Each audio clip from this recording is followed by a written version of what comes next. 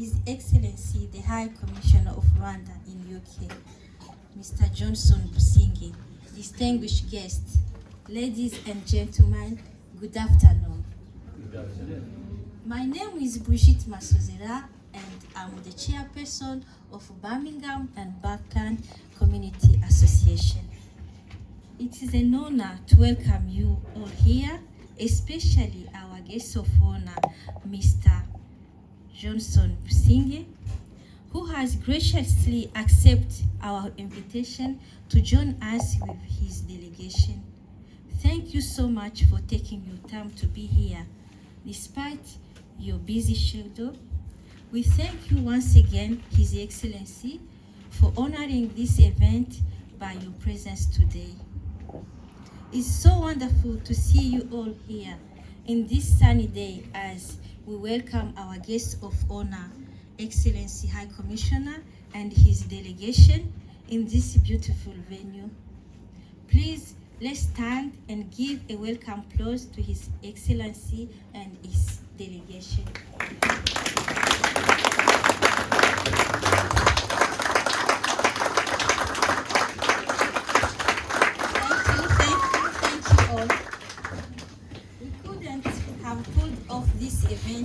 Without the hard work and dedication of the community member who tirelessly worked from day one to make today a reality. Thank you so much for your dedication. Together we are strong. In Swahili we say umoja ni nguvu. Keep it up, guys. Thank you very much. Your Excellency, the Birmingham and Black Country Rwandan diaspora is among the oldest and the biggest community in terms of membership. We have been active as community since 2015. Our community represented in the BBRCA geographically, as I said before, cover Birmingham City, West Bromwich, Dudley, Oldbury, Wolverhampton, and Walsall. We endeavor to live out and contribute to the statement Ndi Umunyarwanda, mean I'm a Rwandan, through our behavior in the community we belong to. Your Excellency, today every Rwandan living in Birmingham, Black Country is proud to stand and serve in their community, and I'm proud to have been chosen to lead this community for this mandate with my team. Leadership is also about compassion and inclusion, and that is the approach we have chosen to tread on as the leadership team in Birmingham and Backland Community Association. I'm inspired by our country records. Rwanda today is ranked as the first in the world for the promotion of women in power. Indeed, 61% of parliamentarians today are women. We believe that everyone has something to contribute to the community, and I'm committed to create a community where everyone feels welcomed, valued, and heard. As the new president of Birmingham and Black Country Community Association, my team and I will focus on the three priorities: strengthening our community, advocating for our community, promoting Rwandan culture. I'm confident that together we can build a strong and vibrant community that is a source of pride of all Rwandan in Birmingham and Black Country. Finally, I'm sure that this afternoon interaction with our guest of honor, His Excellency, the High Commissioner of Rwanda in UK, Mr. Johnson Busingye, will be a valuable learning experience for all of us. Without further ado, I would like to welcome him and to come and address our STEAM gathering. Let's give a round of applause to our guest of honor and thank you.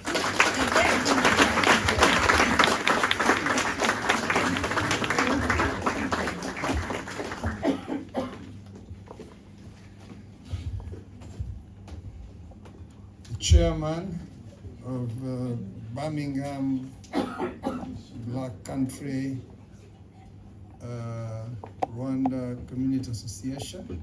That's correct? Yes. Your committee that you serve with,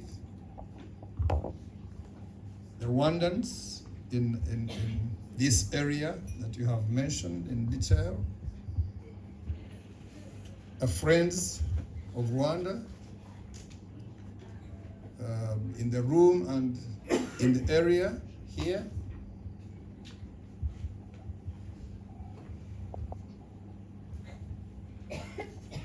Ladies and gentlemen, abanyarwandakazi, inshuti z'u Rwanda, abagize komite, umuyobozi wa komite, everybody. I want to tell you how happy we are to be here with you and to thank you for inviting us. If you had not invited us, we would not have written a letter to say, please invite us. We wouldn't have done that. We would keep out there and be okay, know that we have friends in Birmingham, but they didn't invite us, and it's fine. But because you invited us, we are so happy about it, and we thank you so much for doing so. So for us being here, it is part of our job to be here. We are sent here to this country to be part of the community, to reach out to the community, to engage the community, to work with our communities, to represent our country in this country. And representing our country in this country includes the communities. So we are here as part of our job. So thank you for inviting us to do our job. Thank you so much.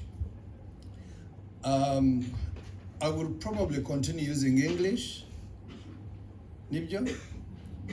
Yeah, nifuzaga gukoresha Kinyarwanda birandyohera cyane, but I think if I use Kinyarwanda, I will be excluding some people in the room that I really want to be part of this conversation. So, and I hope everybody can follow the English language, the courage. So we'll use English. I came here with colleagues that we work with at the High Commission. So we came together because we are all here representing our country and engaging with our communities, and to build these bridges and to build the friendships that we need to build and to keep building our country. Thank you for your effort for building this community. I didn't know it is from 2015, but wherever it is, whichever speed, whichever corners it goes through, thank you. Thank you for the effort. That is always a test. When you keep going on a journey, the test is not when you start. The test is the journey itself and when you arrive. The test is not when you think about it. If you think about it and you don't do it, then it is an idea, a good idea. But a good idea, when you start working on it, then it is an activity. Then it is an action plan. Then when you keep going, then you are also able to evaluate, to sit down and see where you have come from and how far you have come. And then you are able to get a destination if you are where you are headed and so on. So thank you for the whole of this effort of having this community and bringing it together. I don't know when you had a meeting of this community of this size of Birmingham and Black Country, whether you have had it before, I don't know. Thank you so much. If it is the first, thank you so much. But as I said, look at everything as work in progress. That's the best way to look at things, especially community things. Look at this as work in progress. If we are 100 today, let us look at 200 next year at this time. If we are less mobilized today, let us look at ourselves as more mobilized next year. If we are less engaged today, let's look at ourselves as more engaged this time next year. So if we give ourselves a year and we say we will have done these things, those 3 things you are looking at, evaluate them after 1 year. I think that makes life much easier. And thank you for bringing young people. I'm seeing faces here which look like of young people, right? When I came to the UK, I looked like an old man. Now these days, I look like a young man. So I'm looking at faces here which look like of young people. So I hope they are really young people, not like me who came as an old man and then I changed into a young man. So, but I'm seeing lots of young people, and I'm very happy when there are young people in the room. The reason I say that, it is because 10 years ago, these people in the first row here, and these people here, 10 years ago, 20 years ago, we called ourselves youth, right? 20 years ago, some of you were young ladies, hot, right? Young men, the hottest in Birmingham. 30 years ago, if you met Mr. Gashema, he was the hottest young man in here or Nottingham or Switzerland. I don't know where he came from, but he was the hottest guy. Okay? Okay? If you met 30 years ago, you met Apollinaire, gracious young man. So I want to tell you this thing, that youth is not a stationary thing. It is not like a petrol station. If there is a petrol station somewhere here, you have always found it there. You will always see it there. It will be there for another 200 years. But youth is a journey. We start as a newborn, start from inside the stomach, then we come out, we keep going.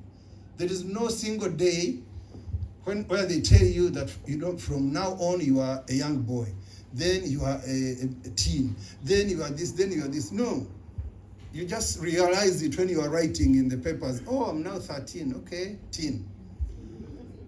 I'm now 20, now I'm no longer teen, right? Now I'm in the 20s. That is because you are writing about yourself and profiling and so on. But normally, growing up is exactly that. So when you see young people, always remember that even us, 30 years ago, we were those people. Okay? And the reason I'm making this point is because communities, societies, nations are built by people. And people, the way God planned people are in transition. When you are born, you start a transition. You keep going, keep going, keep going, keep going, until you end your transition.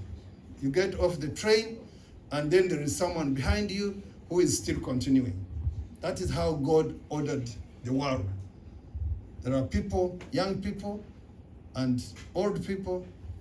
Naturally, most old people get off the train, then young people get in their feet, in their shoes, and continue the journey. So when I see young people, I know that chairman and your committee, you know the chain of development, you know the chain of human existence, you know the chain of community. That is the chain of having a strong community. Otherwise, if the committee and everybody who calls themselves elderly, if they don't engage the young people, what will happen when the elderly need to hand over to someone else? Whom will you hand over to? So it is very important and very good to engage the young people. Here we are,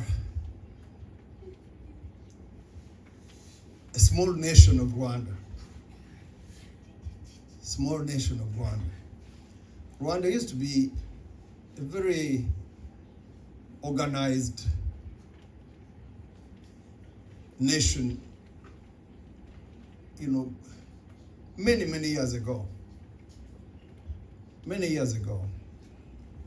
And actually fought off slave trade. If you are a keen observer of African chronology, how African societies organized themselves and kept moving, most of the African societies were weakened, were beaten down, were ransacked the same way as Rwanda. But there is one specific thing that our country, in those years, many years ago,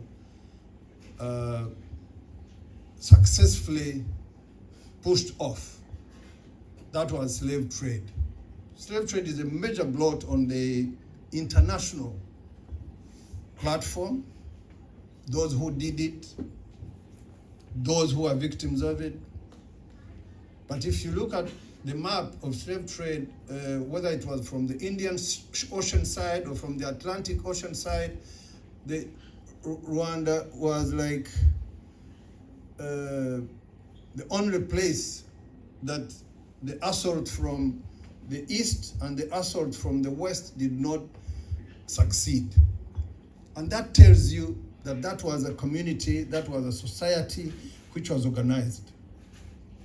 That's the only thing it tells you. Because slave trade succeeded on two levels. One, by brute force.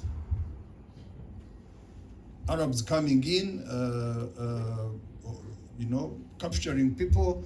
They had some guns and they could mobilize some people, and then they go and they worked for European companies which dealt in slave trade, and they came and used brute force to take some people. Others used leaders, kings, chiefs, and so on, to give them things which they didn't know, and then they gave them people. And one of the many, they gave them many things, very cheap things, but the mirror that we look at to see how we look in the morning and the afternoon, the mirror took so many Africans into slavery. I'm told our chiefs and kings, when you brought a mirror and you put it in his face and he looked at himself, how he looks like, something he had never seen in 40 years, in 50 years, you are there, you don't know how you look. So when the Arabs brought a mirror and just put it in his face and he could say, is this me? And they tell him, yeah, that is you. So what do I give you for this? He said, 20 men. Then he would say, okay, go and find 20 men in the community. So he would send his lower chiefs to go and find 20 very strong men, and they would go. They would never come back. So you young people, the history you study, I don't know whether you study slave trade, whether they even teach you that at Liverpool there was a dock for slaves at Liverpool, but that was part of the trade in people. So Rwanda,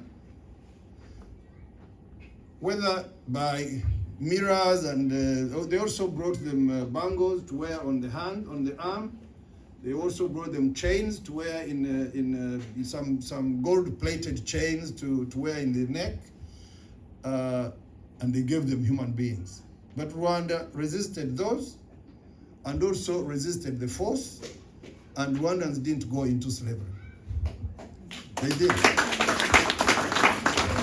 did. So why am I spending some time on this matter? It is to tell you that that fact alone tells you that at that time, and that was 1600, 1700, 1800, that was to tell you that we were an organized society, a communicating society, a mobilized society, a society that worked together, a society that valued each other as a human being, a society that wasn't ready to let anybody go into that slavery that our people didn't know. Because they would also tell them these people are going to become very rich, they are going into very important things, they are going to become, they are going overseas and stuff like that. But Rwandans just said no, and they didn't sell people. But later, much later, I'm jumping many things. I'm jumping the scramble for Africa, I'm jumping the partition of Africa, I'm jumping to colonization of Africa. We were colonized, in a different number of ways. But Germans colonized us first. They did the administration and leadership through the existing structures of the kings and the feudal system. Then they left because they lost wars. The Germans kept losing wars here in Europe, and then they were being punished by taking away their overseas properties. So we were properties of someone.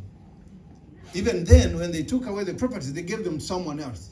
So you took away the property called Rwanda from Germany, and you give it again to Belgium.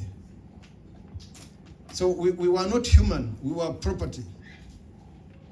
That's one other point you need to understand. Because we were never in the table, we were never on the table in that meeting. From Germany, even to Germany, we were not there. To Belgium, we were not there. We didn't sit and have a meeting and have minutes. Abanyarwanda tugiye kuba hande, tugiye kuba hubirije, okay, turabyemeye. No, there was no Rwanda, there was nobody consented to this, but we were human. We were human. But at that time, I think the thinking was that we were not as human as other people. So around that time, the Belgians go, the Germans go, the Belgians come. Then some fellows who thought they were very smart started also doing their own administration. They wanted to do something different from the Germans. And identity, which used to be Rwandan, as an identity, now the Belgians come in. At that time, I think they were also going through their own situation in their country. Wallonians here, Flemish here. Some of you know Belgium, there is three very big groups and two very big ones and one small one. I forget the third one, but there is the Wallonians and the Flemish. Which is the third one? Flamand or something? Yes, something like that. I don't know now. There must be Rwandans and Congolese, and there must now it must be bigger. But that was the time they were also going through that thing. But those communities in Belgium are totally different communities. Totally different. Not the same language, not the same history, not the same locations. They simply found themselves in an area that was called Belgium.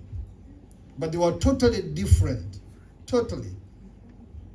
Even now, today, they're still different. Actually, they still legislate and they still emphasize their difference, not their unity. But because we are in Europe, we don't hear stories like we hear in other places where you have those kinds of situations. So they thought they could plant that whole thing in Rwanda, and that is how we ended up having now identification as Hutu as Twa, as Tutsi, now written in our identity. And there started the journey of telling us that we guys are not the same. You're not the same. Even Flamans and Wallonians and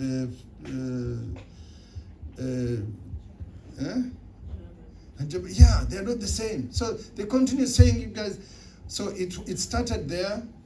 Of course, many Rwandans were not educated, were not seriously analyzing things. They are not critical analyzing the future.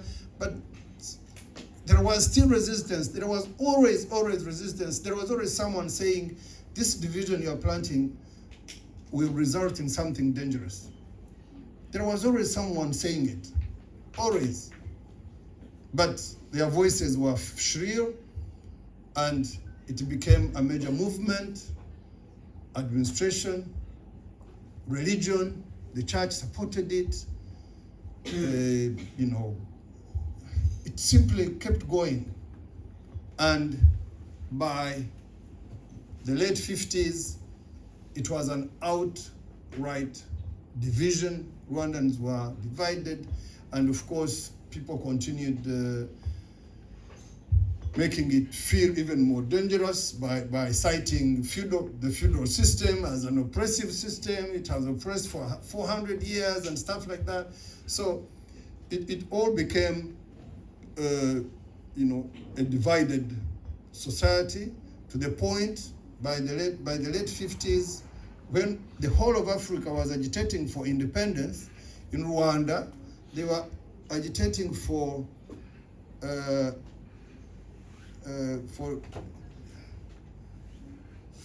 elections first, on the basis of our ethnicities, because now ethnicities had become so, you know, pronounced and so important, and then independence after. So we had this struggle that ended up in chaos, that ended up in a crisis, and people started, you know, moving out of Rwanda en masse by exodus. People throwing others out of Rwanda, burning their homes, killing them in places. And that started our descent into hell. And we were in hell in 1994 with the genocide against the Tutsi. So the genocide that happened in Rwanda was a culmination of a long journey of things, from the German, the Belgian, the politics, republics, to 1994. If you go back, the farther you go, you will find how Rwandans were just caught in this whole thing. Were just caught and put in this whole thing. So, post-94, we are saying we now have this opportunity to reconstruct Rwanda, redo Rwanda. If we were united and moving together and working as a country, as an organized nation for 1,000 years, it is not 70 years which could define us. We refuse to be defined by only 70 years of our time. 70 years is such a short time. It is the lifetime of a person by the Bible standards. The Bible says we live for 60 or 70 if we are you know, powerful. So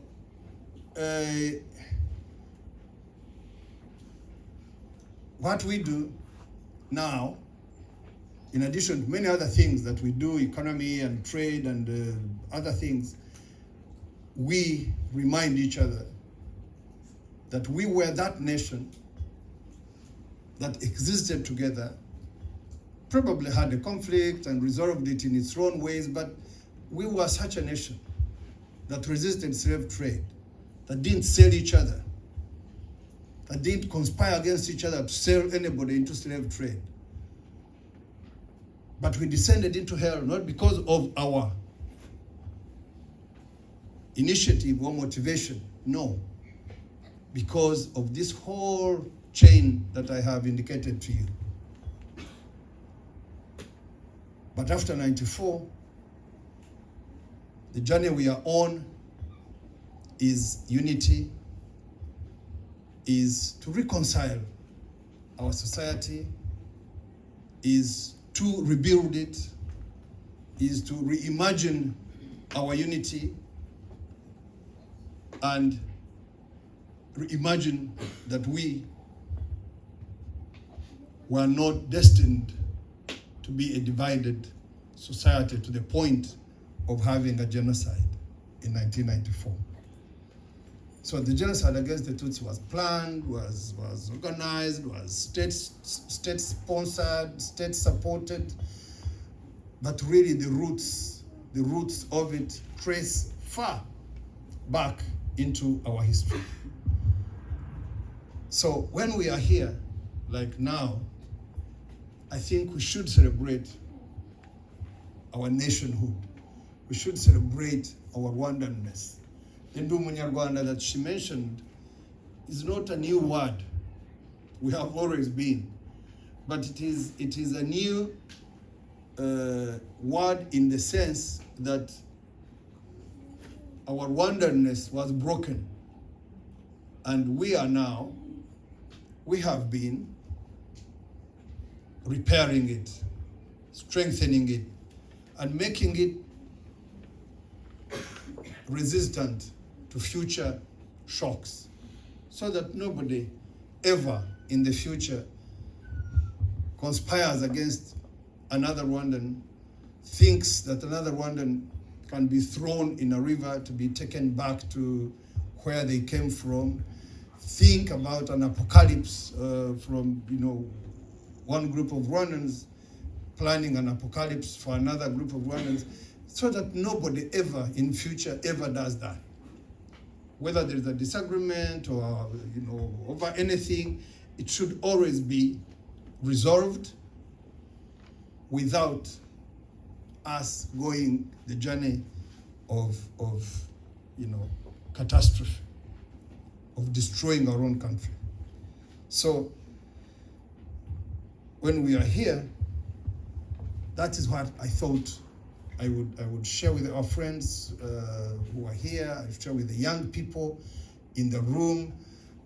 I would give you this kind of information so that you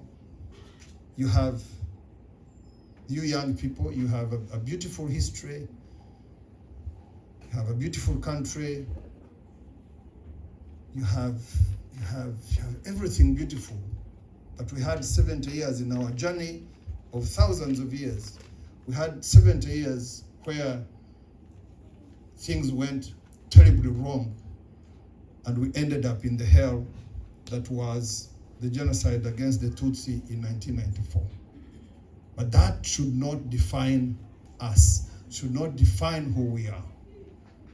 We should be defined by compassion, should be defined by unity, we should be defined by development, we should be defined by competition, we should be defined by achievement, positive achievement, should be defined by bilateral relations, should be defined by friendship, we should be defined by good things.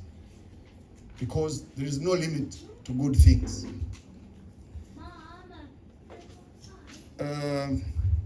So that was my point number one. My point number two is to call upon you as a community, Birmingham Black Country RCA.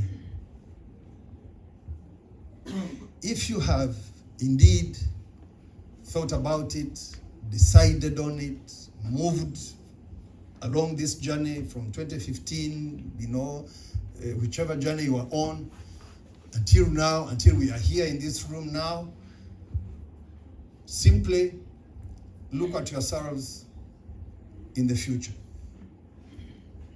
Look at your future. Be the best that you can be. Look at yourselves as, I think we now have about how many communities? 10 or 11? I don't know. 13, including this one? Yes. Very good. Now we have 13 communities. Be the best. Be the best community. I don't know how, but it's easy. It's not rocket science. So if you have decided that this is our community, we are going to have it, we are going to rally around it, we are going to be mobilized around it, we are going to support it, then go right ahead. Don't be a community that doesn't become a community in the end, that fails to mobilize, fails the committee. When the committee is looking for members are not showing up or something like that. So be a committee that is rallying around, be a community that is rallying around your committee, your leadership, and make the leadership proud, make the community proud, make all of us proud. So if you are there, be there. Don't be there halfway and out of there. Be there full, both feet. Let's make sure you are there. And that's an important thing. And the importance of community is that they bring Rwanda close to Rwandans, close to friends of Rwanda, close to young people, close to everybody, to councils, the councils that are in the country. The importance of communities is that you bring Rwanda close to people, administration, and so on. So if you have made that decision and you think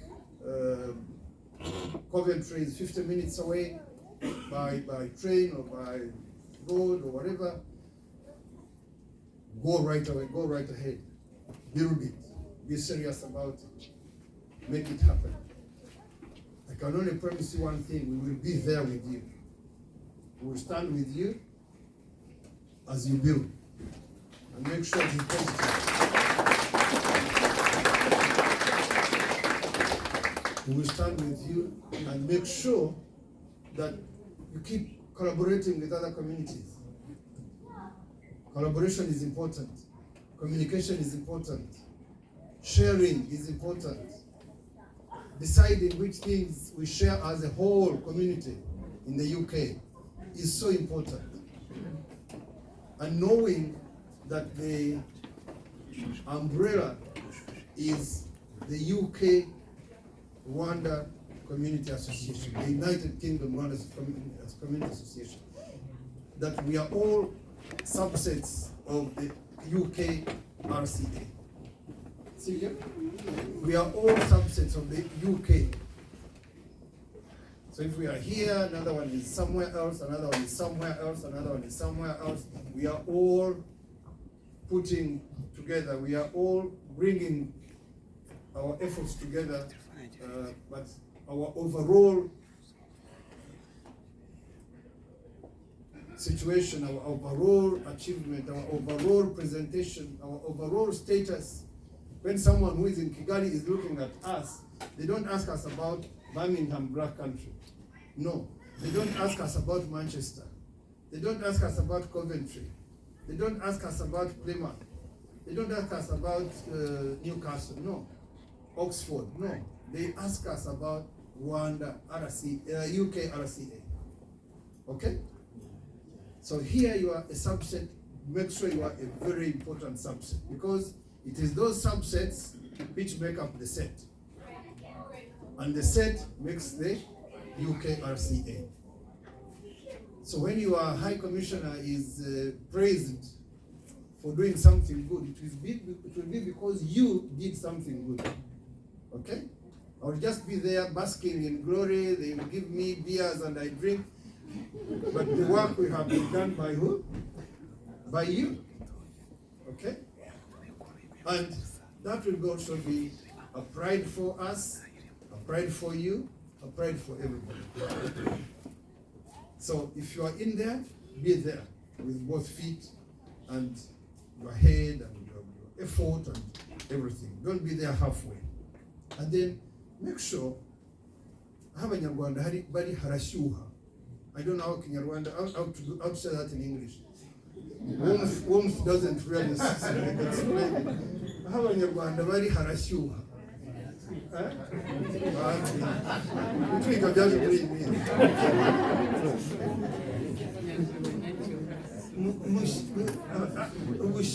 gususuruka, right? Not bubbling. No. There is a traditional warmth about Rwanda and Rwandans. Okay? So this traditional warmth, you can see now we are seated like you are in a church, right? And there is this pastor here, and it's not a charismatic pastor who is pushing demons through the window. But this should always be there. But after this one, then there should be exchange, collaboration, dance. That is what defines who we are. Okay? Don't meet like you are in church until you go home. Wapi. That doesn't make you who you are. No. Make sure you bring the warmth to our friends, you bring the warmth to our neighbors, you bring the warmth to everybody who knows you as a Rwandan community, who work together, who are together. Let them know the warmth about you. Where you meet, wherever you meet, let them know the warmth, the happiness around you. So develop it. So Chairman, you say there are 3 things we are looking at. Please add warmth as number 4.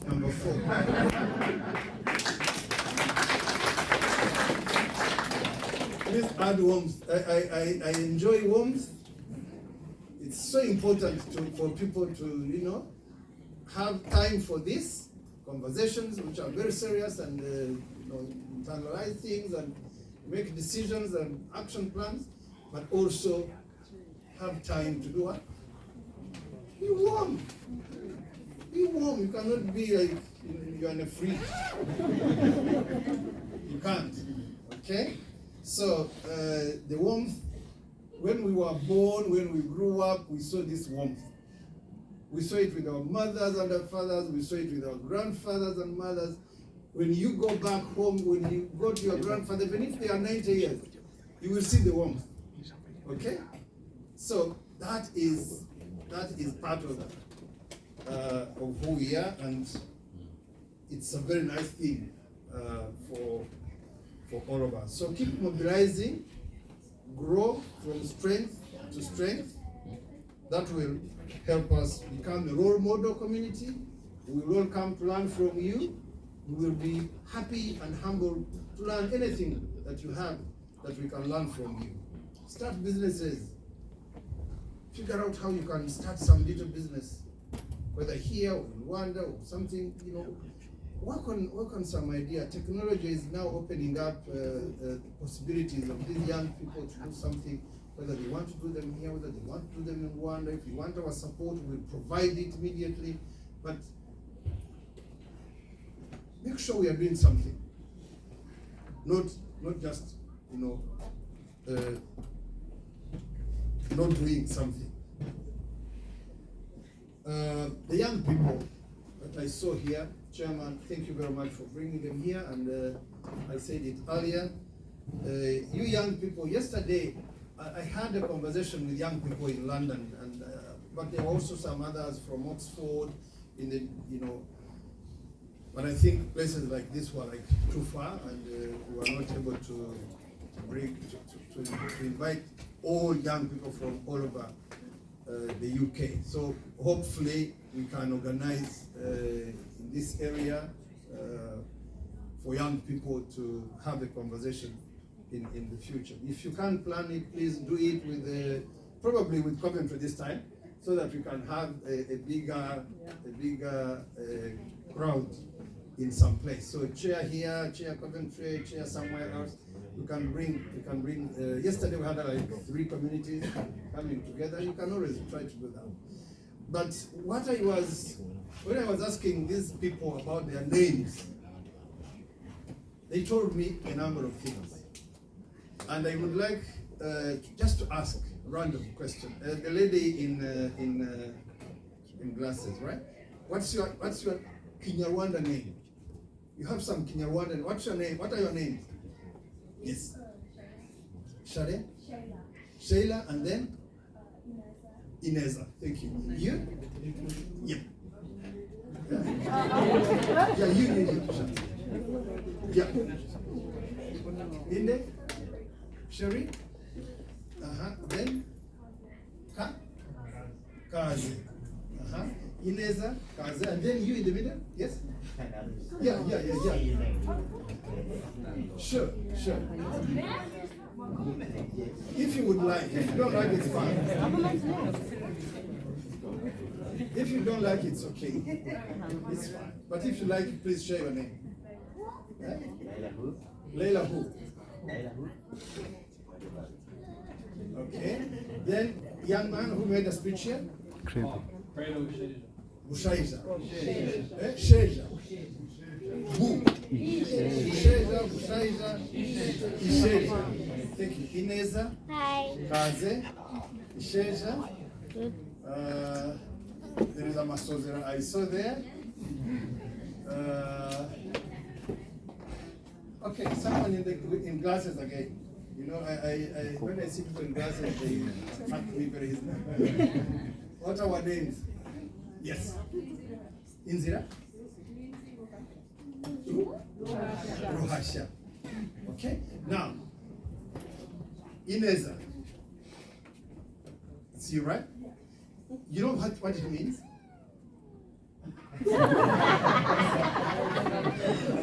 Okay, if you don't, let's ask Kaze. Kaze, do you know what it means? Okay. Ruhasha, do you know what it means? Ruhasha. Do you know what Ruhasha means? Or it means your dad? What does it mean? Huh? Protection. Isheja. Pride. Yes. So, why am I asking this? Because yesterday we had this kind of nice exercise, and I was asking people whether they know their names, and someone tells me, well, a beautiful name, like, you know, Irabaruta, like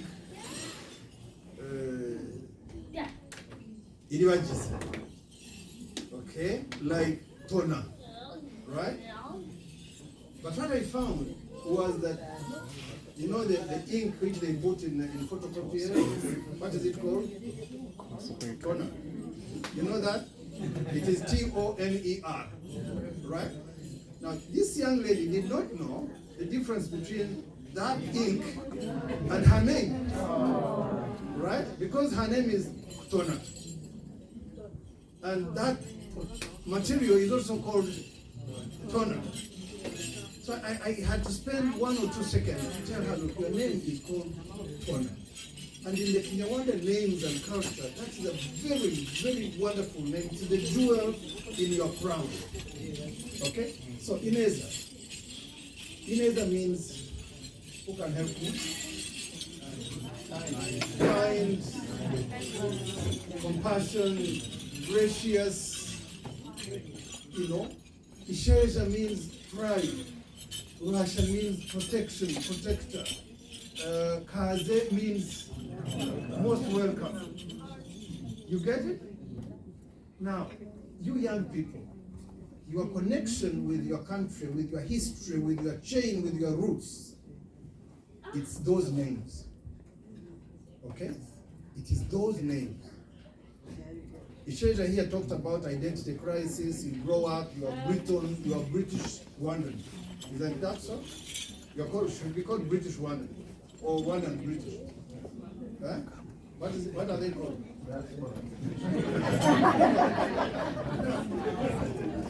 There is what they call British Indians, there is what they call British Pakistanis, there is what they call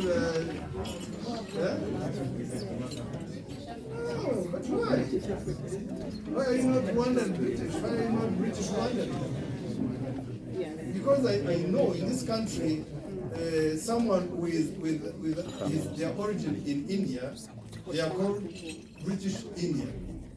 Pakistan, they are called Pakistani British or British Pakistan. The same way, right? Because it is okay in this country. It's also okay in our country. We have those double nationalities perfectly, right? So, when you call yourself British black person, what does it mean? Imagine how many black people are in this world. Okay? Why are you not in British Rwanda? Why are you not? Chair. Why are we not British Rwanda? Why are we black people only? British black people? Just can't work that way. So, but anyway, the point I want to make is Ineza, Ruhasha, Kazi, Sheja, Iribagiza, Irabarucha. These names are the jewel in your crown, you young people. You have a crown that you wear on your head. These names are the jewel in your crown. They connect you to your dad and mom. They connect them, your grandpa and grandma. They connect them to grandpa and grandma. They connect you all the way. That is your roots, okay? And that's how you resolve your identity crisis. The trees you see out here, they all have roots. When you see a tree drying from the leaves, don't go to pour water on the leaves. No, just pour water down here in the roots, okay? Put some fertilizer in the roots. Put some nutrients in the roots. Then the tree will do what? Will resurrect, will become good. But you cut the roots and then start putting water on the leaves. It will live only one night like these flowers. You see these flowers, they are nice now. But if you look at them tomorrow, and the next day, and the next day, they will be for the dustbin. That's how they go. But if they had roots, they will be here until next year. So, those names are part of the whole thing that give you your roots. That give you your roots. When you are here in a country of predominantly white people, you are a black, young, beautiful woman. That is what gives you your pride. That is what gives you your dignity. That is what gives you your identity. That's what gives you your history. That's what gives you your roots. That's what makes you stand up and go head high. You get it? Ineza, you get it? You now get the meaning of your name and how valuable it makes you. Yeah. It is not the Shireen. It is not the I'm called Johnston, right? You should always put a T.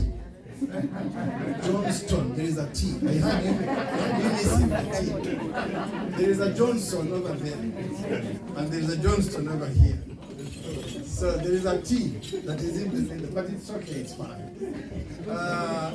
Now that T, that Johnston, I don't know where it came from, but my father and my mother, I think, loved the name, and they took me to a pastor, and the pastor did something on my forehead, and I had a name.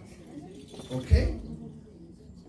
But I don't know the history of that name. I don't know whether it was a stone, whether it was a cow, whether it was a tree. I have no idea. Okay? But if you ask about Ineza, you will find Inezas in the whole chain of Rwanda's story for the last 1,000 years. Kugira neza will be in our story. Isheja will be in our story. Guhasha will be in our story. Kaze, Kuza will be in our story. Right? But if you are Karen, if you are James, I don't know. In the Rwandan story where James in the Rwandan history, I don't know where James is. In the Bible. Maybe. Okay? So, these are so important things. That's what defines human beings. That's what gives us our story. It is our roots. Everybody that you see, you young people, everybody that you see, whether they are black or or white or Indian or Chinese or Korean, they have roots. If you ask them who they are, they will tell you they are son of so and so, daughter of so and so, of so and so, of so and so, of so and so, from this part of the world. They will tell you. Once in a while, you will hear President Trump coming to somewhere to play golf, Scotland to play golf. You know why? He has roots. He has roots down there. You'll hear President Biden coming to Ireland to go actually and visit the house that his father or his grandfather lived in. Right? Why do they do that? Why do they sit in their homes and they feel nostalgia? They want to visit where their grandfather lived. And how come the community there, when they get there, you see the community engaged, actually happy. They come out. You get the point? You get the point? So it's not about ordinary people only. No, the President of the United States spends time and goes to Northern Ireland and visits where his granddad settled. That's reaching out to history, touching base with your roots. So every human being has some roots. And those roots are what makes us who we are what makes us able to stand up and talk about ourselves. Without roots, we are nobody. Okay? So you young people, thank you for being part of this. Thank you for learning. The next thing that you should aim at, Chair, is that these young people can learn language, and maybe when we meet, we should speak some Kinyarwanda when we meet next time with you. There is already an online education going on happening in Kinyarwanda, at least to teach you basics. How you can say good morning, how you can say how are you, how you can say want water to drink, stuff like that. So there is already a Kinyarwanda teaching online going on. Be part of it. Be part of it. Don't just stop at Inez. Go beyond. Understand Inez, understand Kujiranez, understand Kubuganez, understand all these things that connect to Inez, to care, cars, whatever like that. And then focus on your education. That is important. Parents, make sure these young people focus this on education. Education creates a difference. Education has created a difference. Most of you came here in struggle for your children to have an education. Make sure they have it. Because if they don't, then they don't. Then they don't. And this country provides the opportunity. So make sure that these young people know the value of education, because their own children and their grandchildren need to know it. Because education makes the difference. So make sure you young people, whether you are British, whether you are Rwandan, whether you are British Rwandan, whether you are Rwandan only, education makes a difference. Transforms you, makes you able to transform societies, makes you able to be useful to other people, other communities. Your value can only be seen in how useful you are to other people, not to yourself, to other people. And you can only be useful if you are informed. So focus on your education. If you are there, continue being there. Don't break it up. Don't sacrifice it for anything. Because the rest can wait, but education shouldn't wait. That's the point I'm trying to make. And then parents continue engaging these young people about Rwanda, about history, about geography, about nice things, about you know, the stories the MC talked about, the stories that you talked about. The young people should be exposed to these, you know, things that connect them to the country. Make them visit the country when you can. Make them go to Rwanda and visit the country. Look at the story. Look at who they are. Locate themselves in their history, in their roots. Locate themselves there. See what it means. See where their grandma, their grandpa, their whatever lived. Stand there and take a picture. That is more, that teaches a lot to them. And then teach them entrepreneurship, teach them to do business, teach them to rely, to have self-reliance, and, you know, let them become the cutting edge citizens of the world tomorrow. Let them become the cutting edge technology people, let them become the cutting edge aviation people, let them become the scientists, let them become the doctors, let them become powerful lawyers, let them become great teachers, let them become, you young people, you can. You can. People are going to the moon for the last how many years? From 1969 until now. That's so many years. So, but now they are going on Mars. They are also trying to have land, you know, property on Mars. So, by the time you are of age to go to Mars, maybe there will be the next planet to go to, but go there. Go there. Whenever there is a group going to space and coming back, you know, there is already a list of them. Some Russians, some Chinese, some Americans, some Britons. I always keep reading to look at Ineza or Ruhasha or Kaze. I read and the list gets finished. I haven't seen one.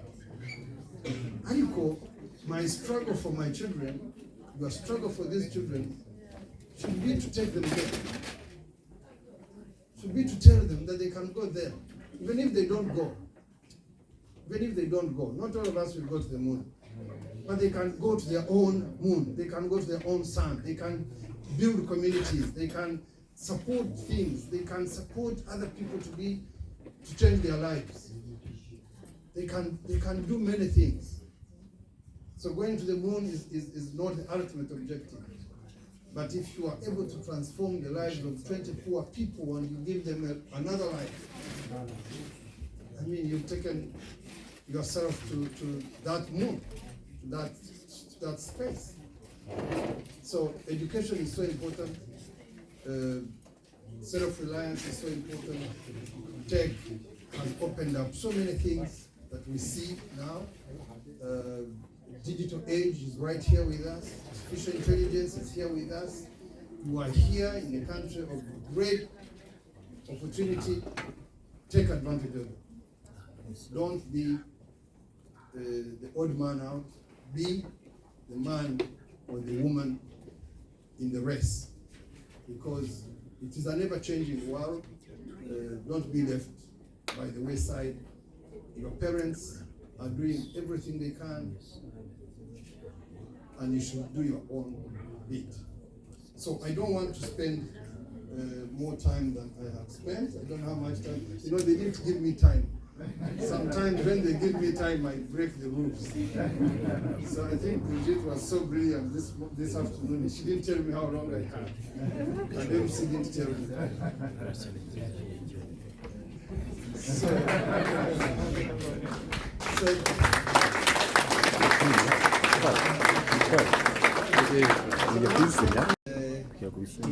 He had told us that the young ladies will come back and do the jig. So we want to do the jig together. We want to see the warmth, and then you know, we are in your hands, MC. So please go right ahead. Thank you so much.